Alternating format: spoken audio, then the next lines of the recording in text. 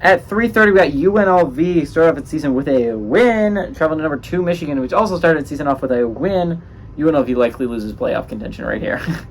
Michigan favored by 37.5 on CBS. Doug Brumfield for UNLV went 11-18, threw for 86, 0 touchdowns and a pick. I don't know how these stats resulted in a win, if I'm going to be honest. Their defense really must have played their butts off. Vincent Davis Jr. had 3 carries for 79 yards and a touchdown, which is an insane stat, by the way. Great day for Vincent Davis Jr., averaging over 20 yards a carry. Jacob Jesus had 4 catches for 50 yards. Again, these are not winning football stats. Somehow they won the football game. J.J. McCarthy showed up, really, against East Carolina. He dominated them, as you would expect. He went 26 of 30, threw for 280 yards, 3 touchdowns, 0 interceptions.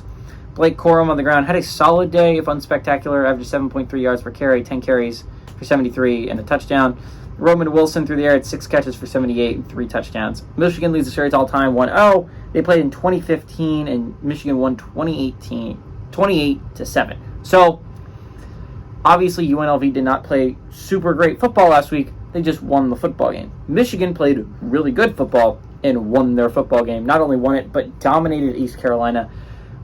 East Carolina is going through a little bit of a transition period. That would have been a lot better game, I think, with Holton Ahlers at quarterback last year. But luckily for Michigan, they didn't draw him last year, drew him this year, and they no longer have Holton Ahlers, one of their best players in program history. UNLV, on the other hand, has Doug Brumfield, and Doug Brumfield did not play phenomenally well last Saturday.